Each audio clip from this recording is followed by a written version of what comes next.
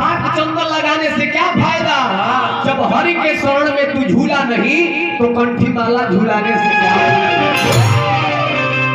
ए महाराज, सच्चा रंग में मन को रंगाया नहीं तो वस्त्र गेरुआ रंगाने से क्या फायदा। जब हरि के रंग में तू रंगाया नहीं तो छेदी गंगा नहाने से क्या फायदा। निमन निमन हेलीकॉप्टर ही मत कहीं हाँ ई कहीं बड़ बुजुर्ग के आशीर्वाद होके, माता रानी के आशीर्वाद होके तो हम हेलीकॉप्टरों पर चढ़ सामने ध्यान दे ना बाबा।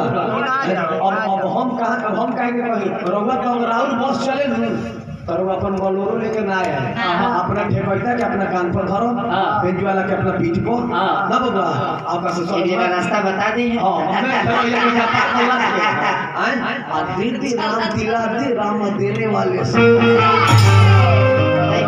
कलाकार से हेलीकॉप्टर बात जी बा।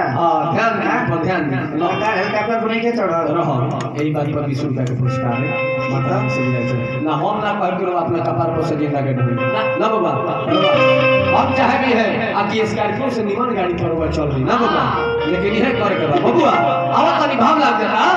हां अरे तो कौन भैया तुम्हें एक अरे नजर देखना है। गीत लेकिन गीत तो सभे गावेला, गीत में से रस निकले के चाहिए, शब्द निकले चाहिए ना बाबा। रोल लयदारी गौनी हर रोल लयदारी में साफ जान रही है।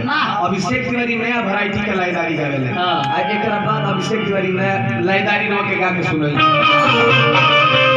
अरे किधर तुम छिपे हो, किधर तुम छिपे हो उधर देखना। अरे कन्हैया बाबू का जाओ तनी है जा। अरे तो कन्हैया तुम्हें एक नजर देखना।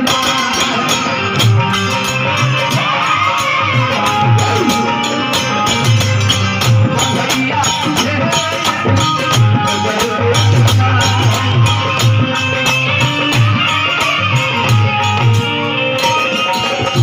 जिधर तुम छिपे हो हाय हाय हाय,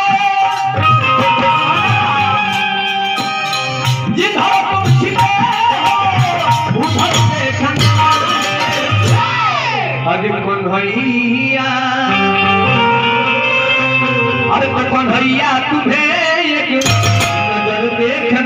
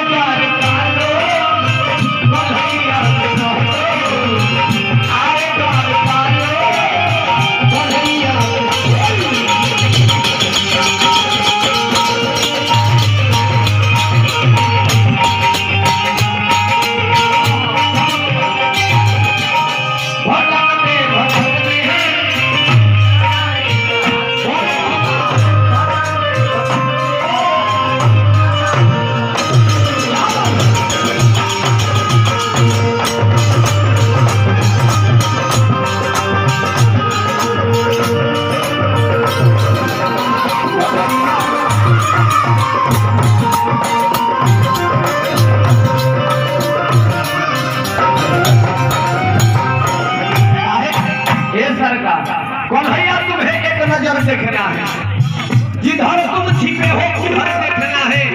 कन्हैया तुम्हें एक नजर देखना है। अंतरा के भाव लागो